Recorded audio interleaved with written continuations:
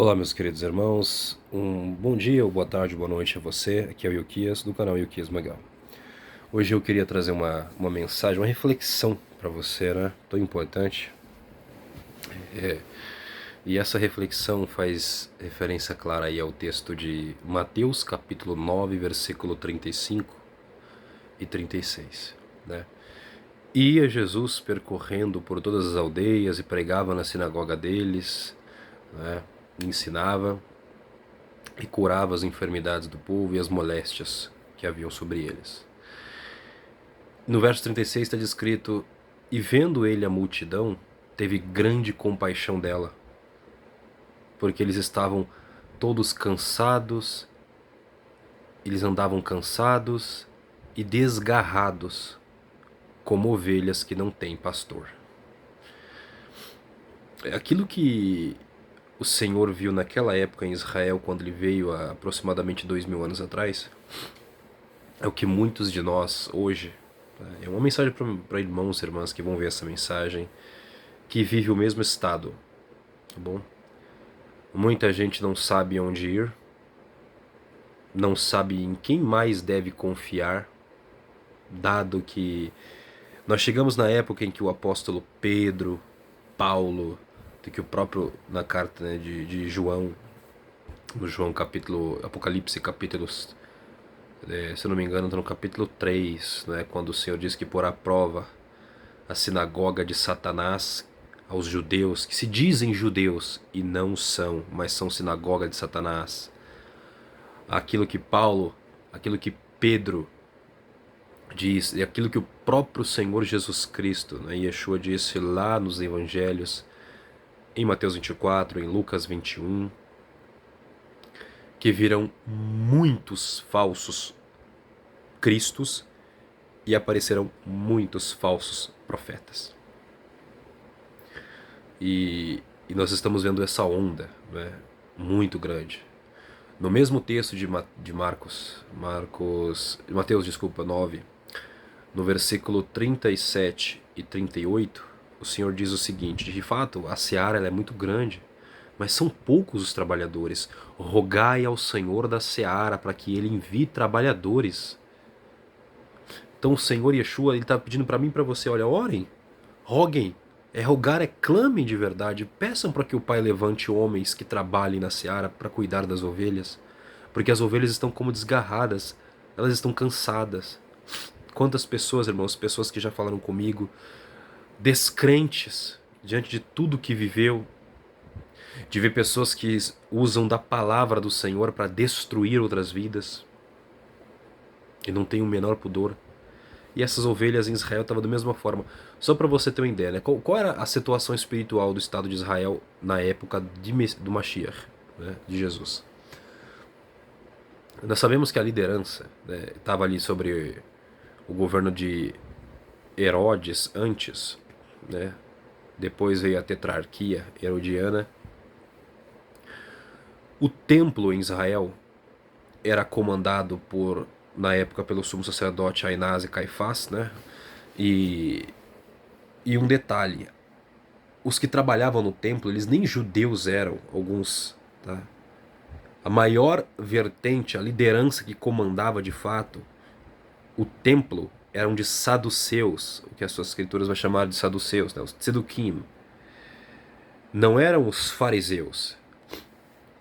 No meio cristão há muito preconceito, inclusive um certo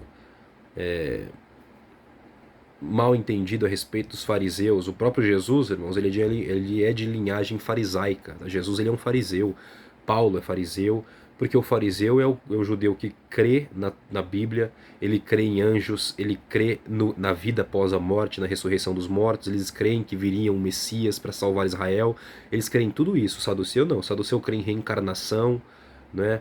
Só para vocês entenderem aí a crença de muitos no judaísmo, de onde oriunda esses ensinos, né, e como eles são, digamos assim, influenciados por outras certas culturas, do qual não vamos falar aqui. Mas quando Jesus fala com os discípulos naquela reunião deles, que ele fala para Pedro, né, ele fala para os discípulos, estavam todos reunidos, e ele fala para Pedro: olha, tu és Kefa, né? Tu és Pedro. E sobre esta rocha, ele fala sobre esta pedra, nele, ele estava apontando para ele.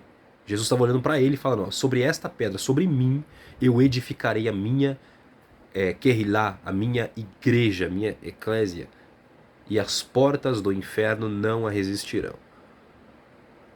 E ali, ele ainda fala para Pedro, né, a tudo eu vou te entregar as chaves do reino e aquilo que você... Olha só, aquilo que você ligardes na terra será ligado no céu, e o que ligardes e o que desligares na terra será desligado no céu. O que Jesus fez quando veio, ele entregou na mão dos 12 discípulos, tá bom? Autoridade para legislar no reino. O que é isso? Antes de Jesus vir, era os judeus, Israel tinha autoridade. O Sanhedrin, os levitas, o rabinato, que estava tudo corrompido. E por que tanto João Batista como Jesus falavam raça de víboras para aquela liderança, que não eram os fariseus? Ele falava, vocês não entram no reino e não deixam ninguém entrar. Por quê? Impõe duras cargas sobre o povo, fica criando leis e mais leis e mais leis, torna a vida do povo insuportável, uma santidade inalcançável, da qual Deus nunca pediu isso para o homem, e a pessoa não suporta tamanho fardo e acaba caindo. Acaba caindo. E aí, o Senhor pega e fala para Pedro e para os apóstolos.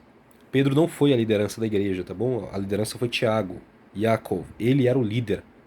Depois que Jesus sobe, ele fica como a liderança. Tanto é que lá no capítulo 15 de Atos, quem vai legislar, criar as novas leis para os não-judeus, né, determinar o que os não-judeus devem fazer, é Tiago, no concílio de Jerusalém. E então, ele está passando a autoridade do rabinato de Israel, daquelas autoridades do Sinédrio. Ele pega aquela autoridade e passa para os 12 apóstolos. Jesus fala, a partir de agora, o que vocês 12 determinarem, está determinado.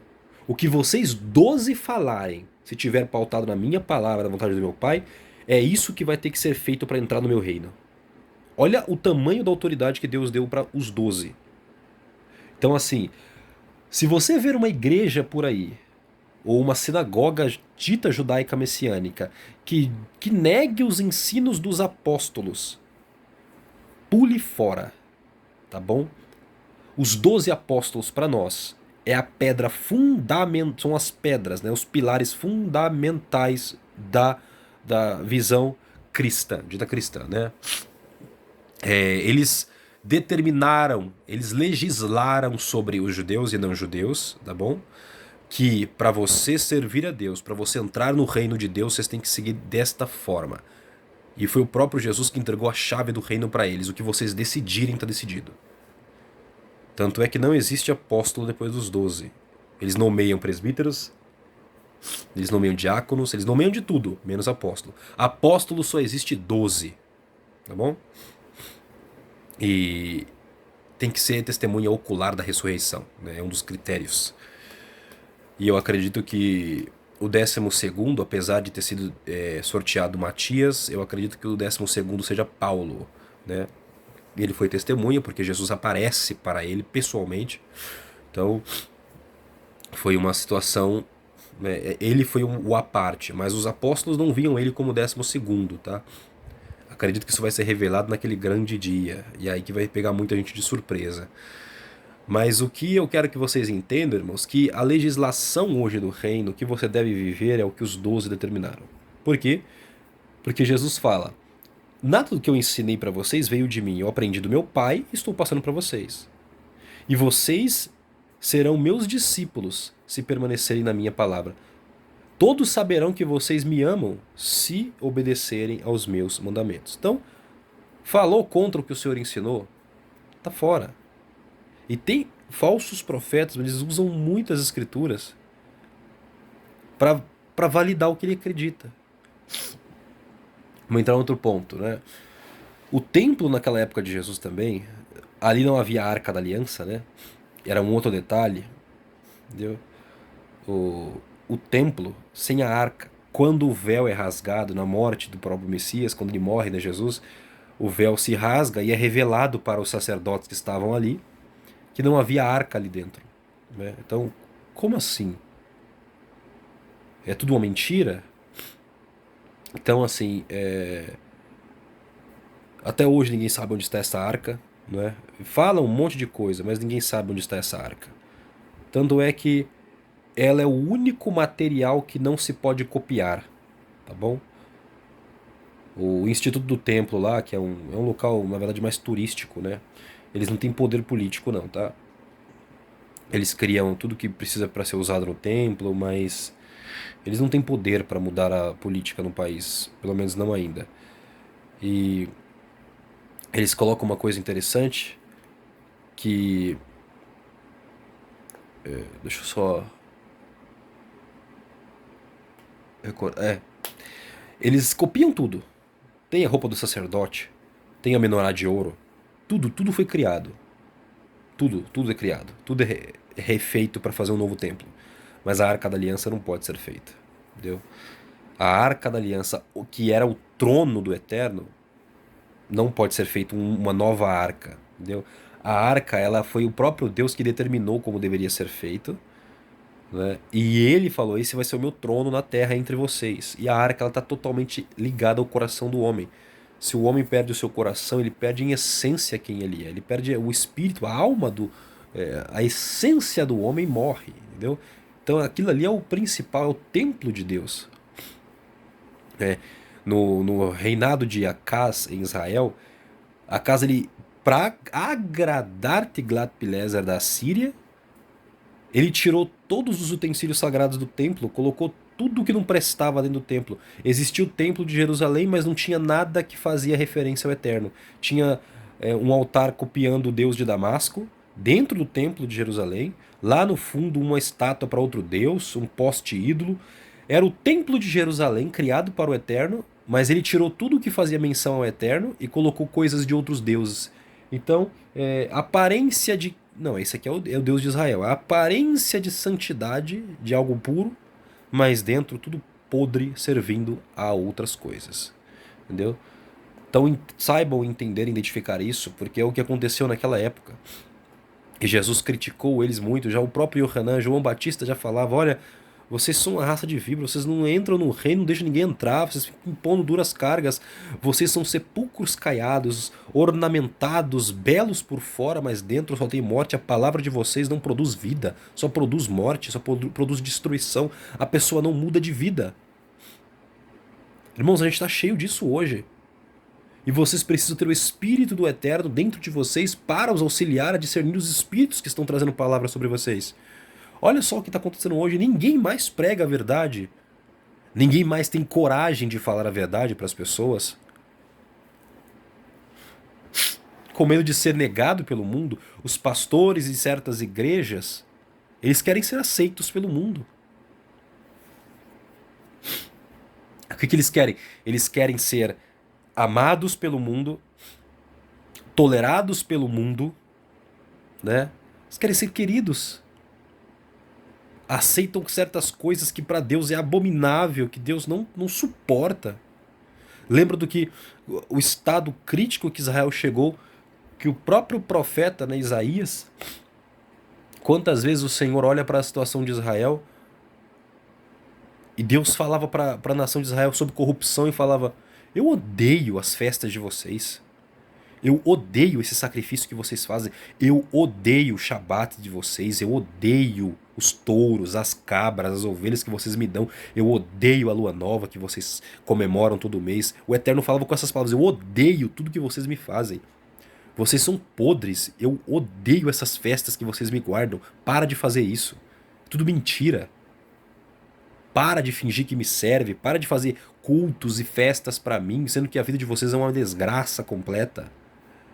Ninguém engana ele, irmãos. Como está em 2 Timóteo capítulo 2, isso é pedra fundamental no reino e Deus sabe quem é dele. Deus sabe quem é dele. Essas pessoas que enganam o povo vão pagar caro por isso, eles vão pagar muito caro por isso. E nós estamos vivendo um tempo nisso, as pessoas estão cansadas, não sabem para onde ir, quem escutar. Abra sua Bíblia em casa, nos comece a ouvir o Senhor e peça ao Senhor para lhe auxiliar e rogar para que Deus levante homens que cuidem dessas ovelhas, porque há servos do Senhor que estão trabalhando a serviço do reino. Existe. Com o passar do tempo vai se tornar cada vez mais escasso, mas existe. E Deus está falando para mim e para você, né?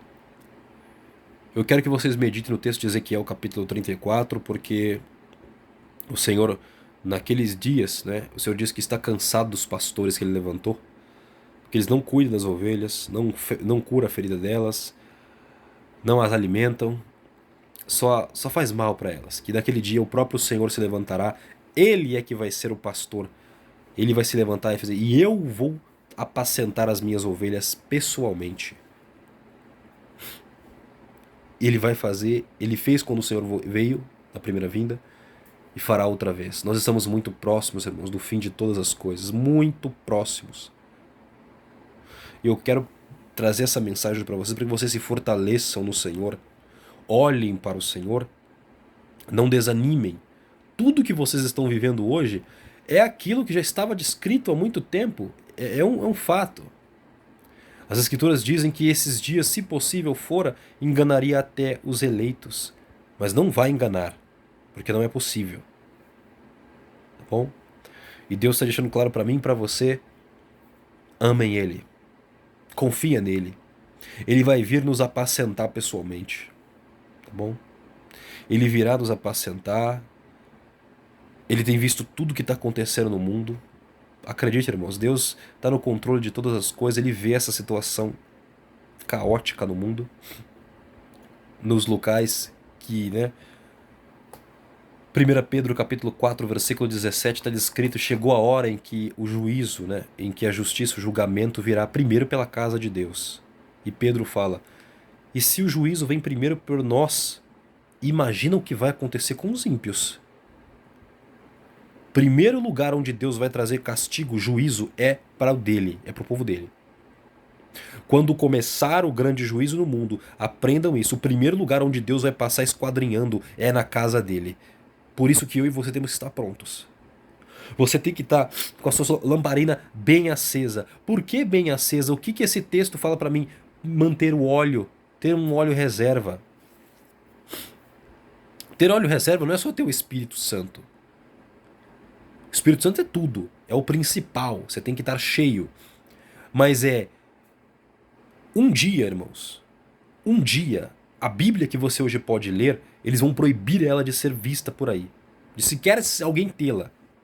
E você precisa ter ela na sua mente, guardar na sua mente, escrita no seu coração, porque você vai se lembrar dessas palavras. Elas virão à tua mente no dia da angústia.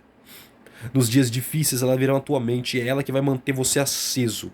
E o Espírito Santo de Deus é a chama que vai fazer arder o teu coração e vai te manter firme, forte até o final. Porque só palavra sem Espírito não adianta, não adianta. Precisa-se disso. Antes crescer na graça e no conhecimento do nosso Senhor e Salvador Jesus Cristo, é o que está escrito. E eu falo para vocês, irmãos, em nome de Yeshua, se fortaleçam, gastem tempo na palavra, em oração. Que esse canal aqui seja uma bênção para a vida de muitos, mas eu quero que vocês entendam que nós estamos vivendo tempos extremamente difíceis. Onde você olha para a situação espiritual do povo e é de chorar, é lamentável. Se você tentar falar dentro da sua casa certas coisas que está escrito, está na palavra, você está errado. Porque esse mundo ensinou a relativizar a Bíblia. E tem muitos fazendo isso. Primeira coisa é relativizar a Bíblia. Não, a Bíblia não é literal, tem que entender mais ou menos, né? A Bíblia, ela quis dizer naquela época isso, agora não é isso. E assim vai indo. Aí você aceita uma coisa. Daqui a pouco você está aceitando um monte de porcaria. A Bíblia, ela é para todas as épocas. A Bíblia tem uma interpretação só. Ela não tem várias. Tá bom? A Bíblia não foi escrita para todos os homens interpretá-la. Paulo disse para quem foi dado os oráculos. Tá bom? Então, se um povo tem oráculo, oráculo é aquela pessoa que ouve de Deus e sabe interpretar, ela conversa com o próprio Deus e ela sabe o que Deus quis dizer, ela entende Deus e ela então transmite a mensagem para o povo. Tá bom? Foi para Israel que foi dado os oráculos de Deus. Ou seja, cuidado, não é todo mundo que pode interpretar a palavra de Deus. Você não pode ouvir todo mundo. Isso não foi dado a todos. Despertem vocês, se fortaleçam no Senhor, tá bom? E alguns princípios que você tendo na sua vida vai te nortear de forma correta para o alvo, que é o Senhor, tá bom? Não relativize a Bíblia. A Bíblia não é relativa. A Bíblia não mudou. Nada a que está escrito ali mudou. A mesma lei que foi dada a Moisés, ela serve para os dias de hoje. E foi posta ali, tem um porquê. O Criador, ele deu o porquê muitas vezes. E muitas das coisas pela qual eu e você não entendemos, sejamos, é isso que Deus quer de mim e de você, como o profeta Abacuque no capítulo 3. Olha tudo que está acontecendo. O profeta Abacuque vê isso. Olha o que ele vive. Ele olhar para a situação, a nação destruída, no exílio, e ele orar. Ainda, né? Mas ainda que a figueira não floresça. Né? Aí, ainda que não haja o fruto da vide, né? Ele fala, todavia eu me alegrarei no Senhor. É confiar no Senhor, mesmo você não vendo nada. Eu não estou vendo nada, mas eu confio no Senhor. Então, isso é muito importante, porque é confiar não vendo nada acontecer. É olhar para esse mundo louco, é ver a situação espiritual das pessoas, até da própria igreja, e você falar, meu, não é possível que as pessoas não estão vendo o que eu estou vendo. Tá tudo errado. E onde está o Senhor? Por que o Senhor não faz nada? Você acha, irmãos, que os profetas não viam isso? Se você for ler os Salmos, se não me engano agora é o Salmo 76, o Salmo de Asaf, ou é 73, o Salmo de Asaf, ele falando porque que ele teve uma hora da vida dele que ele sentiu muita raiva do próprio Deus. Por que o ímpio prospera? Por que o ímpio faz o mal e ainda dorme tranquilo na sua cama?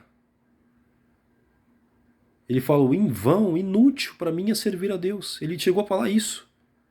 Eu faço tudo. Eu faço tudo que o Senhor me manda.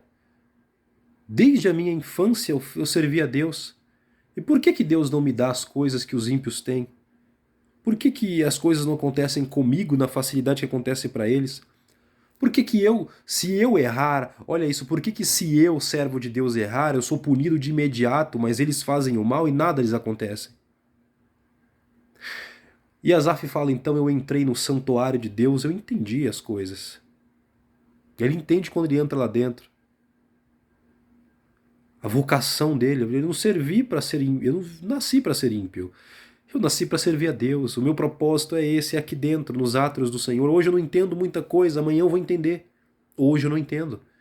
Isso é fé. A gente não entende um monte de coisa, irmãos. Culpa do que nós fizemos lá no Éden, né?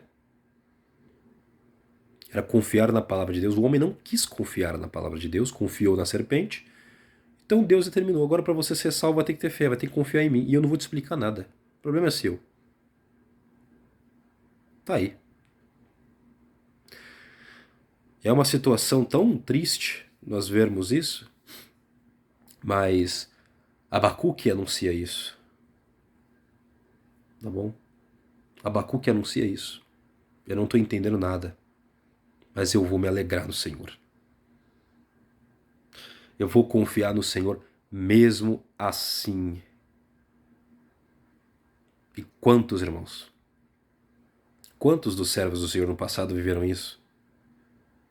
Quantos viveram essa situação? Não entendia nada, não sabia por que estava vivendo aquela situação, mas confiaram no Senhor e viram depois o agir do Senhor os exaltando, os fortalecendo. Lembre-se dos heróis em Hebreus capítulo 11. Da fraqueza tiraram força. As Escrituras diz, se te mostras fraco no dia da adversidade, então tua força é realmente pequena. Você é fraco. Deus fala isso para mim e para você. Se no dia da dificuldade você se mostra fraco, então realmente você é fraco. No dia da adversidade se mostre forte. O que Deus está dizendo é você pode tirar força daí. Eu te criei capaz de lidar com a situação. Você pode suportar esse tempo. Você pode vencer e você vai vencer. Começou o tempo, como está escrito, de o juízo começar pela casa de Deus. Quem viveu muito tempo na brincadeira, quem relativizou muito a palavra de Deus, quem brincou do pastorado, quem brincou de servir a Deus, quem brincou de ser crente, agora é o seguinte, irmãos. Lembre do que está escrito. Que o agricultor ele plantou o trigo na sua terra, lançou as sementes, os trabalhadores, e veio então o adversário, né, veio o inimigo do reino, e junto plantou o joio. Quando veio o tempo Passado o tempo, quando começou a nascer o fruto, ele viu joio e trigo junto. São muito parecidos. E aí um dos servos fala: Senhor, nós plantamos trigo, mas veio joio? De quem é esse joio? E o Senhor, o dono da terra, fala: foi o adversário. Ele plantou o joio. Ele fala: então vamos arrancar. Ele fala: não, espere até a colheita. Espere até o dia da ceifa. Porque no dia da ceifa nós vamos tirar tudo. Porque se você arrancar agora, vai tirar o trigo também. Espera o dia da colheita, quando tiver tudo maduro. Porque aí no dia da colheita, quando chegar, nós vamos cortar e nós vamos separar quem é quem. Então o dia do juízo, irmãos, tem o lado bom do dia do juízo. O dia do juízo da colheita é o dia que vai ser diferenciado quem é quem. Tá bom? Pra mim e pra você, hein? Esse é o tempo que vai ser descoberto quem é quem de fato era servo de Deus, quem era sincero e quem não era. Então está chegando esse tempo. E nós temos como exemplo na palavra de Deus em quantas épocas. Bom, hoje numa era onde... Vou dizer mais uma coisa, irmãos. Tome muito cuidado com pregadores que ficam só pregando de amor. Tá bom? Só fala de amor. Cuidado com esses. Toma muito cuidado com esses que só fala de amor. Só de amor. Tudo é amor. Você tem que amar. É amar. Deus é amor. É só amor. Lembre-se que Jesus, ele veio pregando na mesma vertente de João Batista. Essa era a pregação. Tá bom? Essa era a pregação. Você não ouve eles falando: eu te amo. Ei, Deus te ama. Ele não fala isso pra ninguém. Ele fala: arrependei-vos, porque vos é chegado o reino dos céus. Se arrependa dos seus pecados. A primeira coisa, o homem tem que reconhecer que ele é pecador, que ele é miserável, que ele precisa, necessita da graça de Deus. Então o Senhor, né, atua nele nesse processo. O arrependimento, a pessoa é levada ao arrependimento, então ela é avivada pelo Espírito. Todo homem sem Deus, sem Cristo, ele é morto espiritualmente. Ele já está morto e condenado. E aí é muito interessante a gente notar isso. Mas você não pode nem pregar isso hoje em dia, hein? Isso aí é chocante para os não são crentes, né? São pessoas, os bodezinhos que você não pode falar, porque eles estão tudo sensíveis, né? As pessoas hoje, como está escrito lá em, se não me engano, está em 1 Timóteo ou 2 Timóteo capítulo 4, 2 Timóteo 4, que fala, Paulo fala para Timóteo: olha, tu, pois, persevera na sã doutrina, não é? Porque chegará os dias em que as pessoas não suportarão a sã doutrina. O que é a sã doutrina? Quem estabeleceu a doutrina para a igreja foram os apóstolos. Doutrina é doutrinar, é uma regra, são dogmas que eles estabeleceram, a legislação da igreja que você tem que seguir. Se você diz que é servo de Deus, que você pertence ao mesmo reino que eles, tem que seguir aquilo. Eles vão falar: as pessoas não vão suportar essa palavra, eles amontoarão para si seus próprios pregadores que dirão coisas agradáveis nos seus ouvidos. Não é o que está acontecendo hoje? Olha o que os pregadores têm pregado, muitos, sabe, tudo coach, eles não são pregadores da palavra, são coaches, tá? Não são pregadores. É um monte de palavra inútil. Não transforma a vida do homem, não confronta. A palavra de Deus, a primeira coisa que ela faz é te confrontar. Ela te confronta impiedosamente. Ela mostra o seu estado miserável. E aí você tem duas opções. Ou você permanece no teu pecado e nega ela, ou você vai ter que ceder. Vai ter que se curvar e reconhecer que você é pecador e precisa da misericórdia de Deus. Você não tem outro caminho. Relativizar a Bíblia é o que está sendo hoje. A pessoa não quer abandonar o pecado e quer interpretar a Bíblia de uma forma diferente. Ela quer mudar o texto, ou ela quer dizer que aquele texto não serve mais para a sua época. Malditos! Como a própria palavra diz, qualquer um que vier pregar um evangelho diferente do que nós vos temos anunciado, disse o próprio Paulo, seja maldito esse homem. Pode ser um anjo do céu vos trazendo um novo evangelho, seja maldito esse anjo. Pode ser o homem que for pregando o evangelho diferente daquele que foi anunciado pelos apóstolos, seja amaldiçoado esse homem que pregar isso. Todos estão debaixo, a maioria, debaixo de muita, muita maldição. E trazendo maldição sobre as ovelhas que estão ouvindo esse monte de lixo. Você pega os profetas, irmãos. Pega lá Esdras, pega Neemias, pega Isaías. Irmãos, pega os profetas do Senhor no tempo do exílio babilônico que foi feito, desde da Assíria, da Babilônia que foi feito, irmãos, a invasão que foi feita em Israel. Os homens passaram sob o fio da espada, várias pessoas mataram homens, mulheres, crianças. Eles pegaram, rasgavam o ventre das mulheres grávidas, arrancavam a criança e matavam elas. Eles faziam um inferno, destruiu tudo, destruiu o templo. Aí o profeta, quando vai orar, fala: graças te damos, Senhor, porque o Senhor não nos retribuiu conforme os nossos pecados. Ou seja, Senhor, nós merecíamos ainda mais. Obrigado, Senhor, porque o Senhor foi misericordioso. A gente merecia muito pior do que isso. E o Senhor teve misericórdia de nós. E a gente não está percebendo isso. A gente não percebe o nosso estado crítico hoje. Falo por mim, tá? Essa palavra é primeiro para mim, depois para vocês. Nosso estado crítico, né, do homem, como nós precisamos do Senhor, nós precisamos de Cristo, nós precisamos de Deus, né? E Deus está me chamando hoje, eu e você, para uma vida plena perto dele, de santidade, do temor do Senhor, voltando para ele para ouvir uma palavra verdadeira, uma palavra santa, uma palavra pura, que é a sua palavra literal, uma palavra verdadeira que vem para te santificar. Como o próprio Yeshua disse para os discípulos: a minha palavra vos santifica, não é? Vocês já estão lavados pela minha palavra. Olha isso. A palavra do Senhor, a coisa que mais santifica o homem é a palavra de Deus. Se você não aceitar a palavra dele, você não se santifica, você está em pecado, você está perdido sem essa palavra. Por isso, essa palavra, nós temos que voltar ao primeiro amor. O que é o primeiro amor? Lembre-se, primeiro. Se é primeiro, é um antecessor. Não é só, as pessoas leem primeiro amor como aquele tempo quando você começa a servir a Deus, que você tem mais ânimo, mais força. É um fato. Isso também é um fato. Mas primeiro amor é voltar a sermos como eram os primeiros servos de Deus. Quando Jesus esteve aqui, como que ele fazia?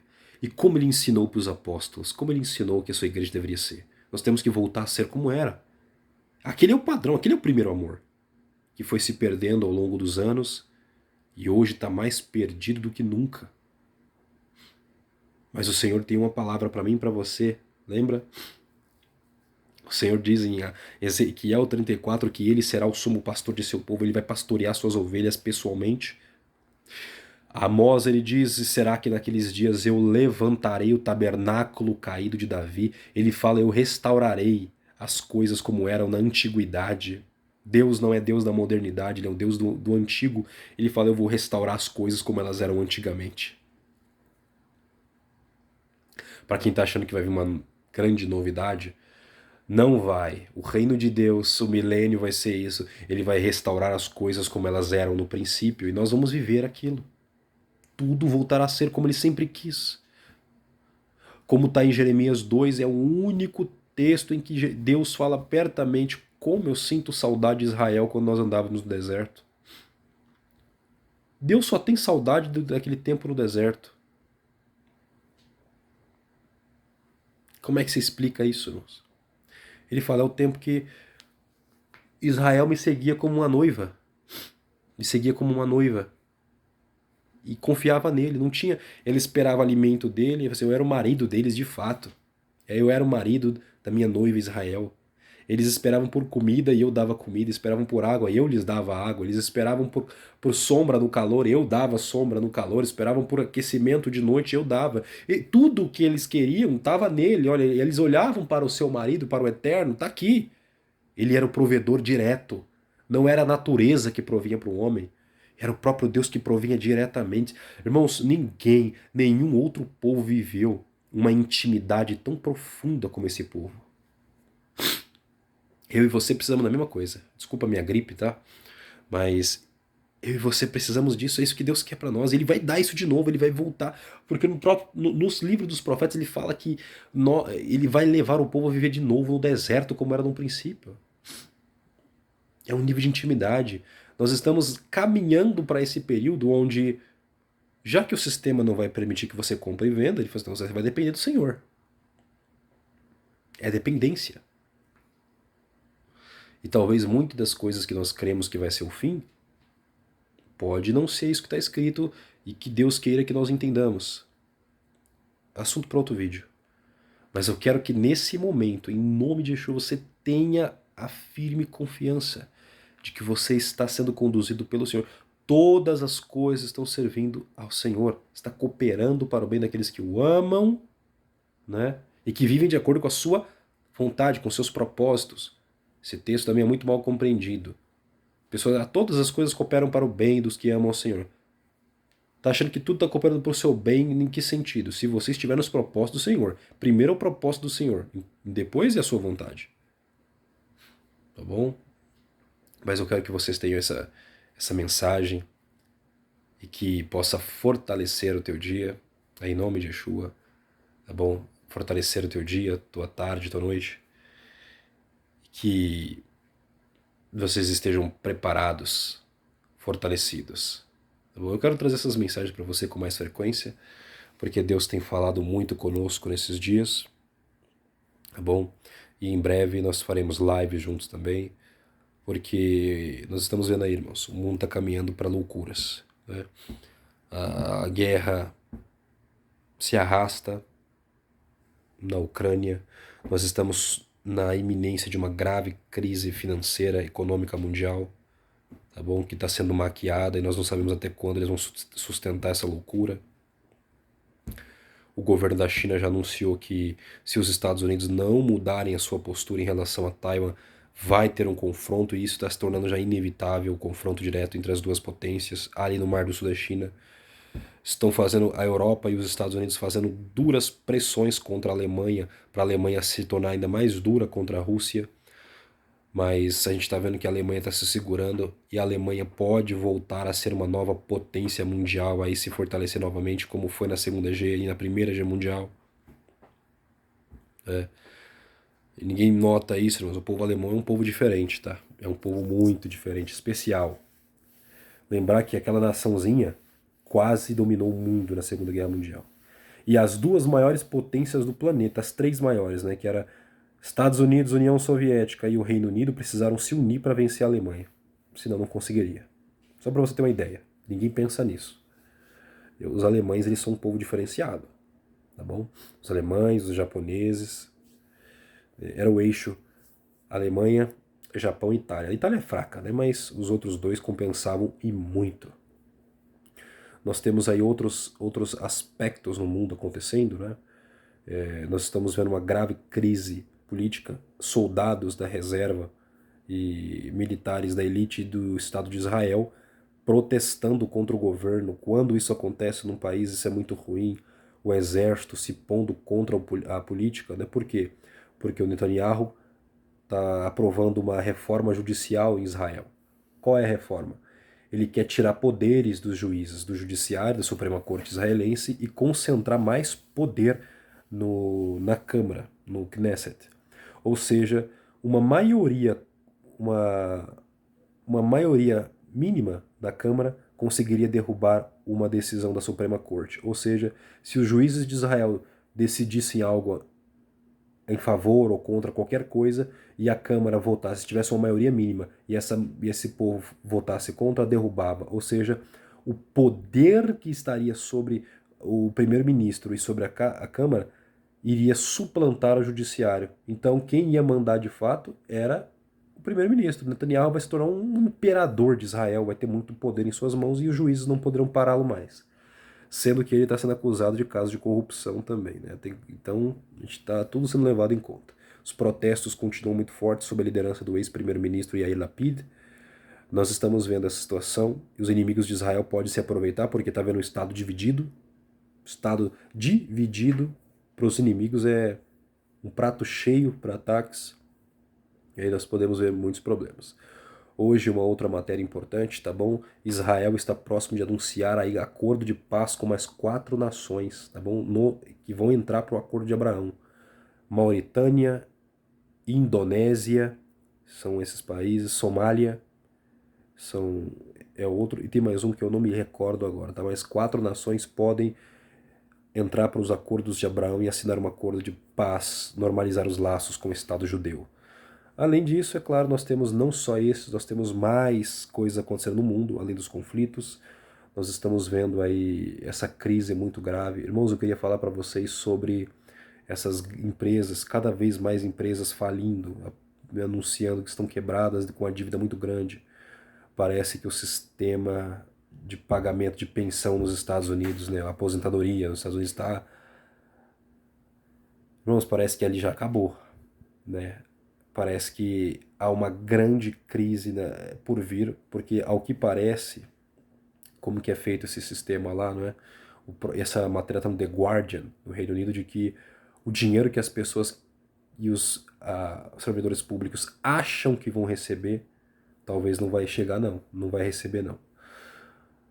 Entre muitas outras coisas, tá bom? Europa em crise, o Oriente Médio passando por uma situação muito complicada e o Irã se fortalecendo e fazendo ameaças a Israel, usando também seus servos como Hezbollah e suas milícias. Essa semana, né, o secretário de Estado norte-americano, o chefe, né, do Ministério da Segurança americano, o Sr. Lloyd Austin, visitou o Iraque e disse que vai fortalecer ainda mais a presença e os laços dos Estados Unidos com o Iraque. Por quê? Porque não pode sair do Iraque. Se os Estados Unidos saírem do Iraque, o caminho para o Irã na região se tornará aberto, livre. O Irã vai dominar o Iraque, vai entrar na Síria e vai ser um grave problema, vai aumentar ainda mais a presença iraniana na região, tá bom? E sua influência. E os Estados Unidos está deixando claro que não vai permitir isso acontecendo ali.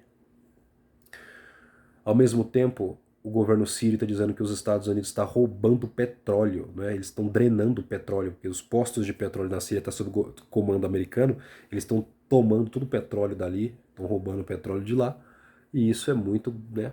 Claro, eles estão precisando, né? Para aquecer o mercado.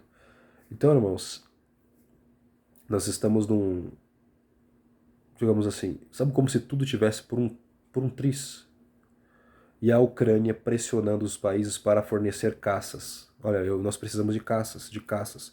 E aí o primeiro-ministro, né, da Rússia, o Dmitry Medvedev, disse que se for dado caças para a Ucrânia usar, aí é a Terceira Guerra Mundial, não vai ter jeito. Nós vamos para o conflito direto contra a OTAN, tá bom? E de fato, nós estamos todos, parecem, ninguém fala de paz, de normalizar. Não existe nenhuma vertente que fala em manter o status quo, em voltar ao que era antes. Ou você vai, seja pela direita ou pela esquerda, o que quer que seja. Essa semana o Elon Musk pediu ao FDA nos Estados Unidos para começar a implantar os chips do Neuralink na mente do homem, né? Foi negado, graças a Deus foi rejeitado por enquanto. Mas você percebeu que seja da direita, da esquerda, todos eles apresentam os mesmos planos? Se ele é o que diz ser, que luta pela nossa liberdade, que ele é o bonzinho contra o sistema, por que ele quer pôr um chip na tua cabeça? Te marcar, né? Então, irmãos, pare de achar que tem um salvador, alguém que é em seu favor ou a favor do reino nesse mundo. Eles não são. Seja a direita ou a esquerda, eles são dominados pelo mesmo poder que está no topo e eles vão ser. é, Eles vão apresentar qual é o lado que vai vencer a batalha. No final, eles vão apresentar a mesma coisa. A solução vai ser sempre a mesma. Só muda realmente o discurso, que vai ser para agradar um lado ou outro. Eu deixo esse vídeo para vocês. Um forte abraço a todos, que Deus os abençoe.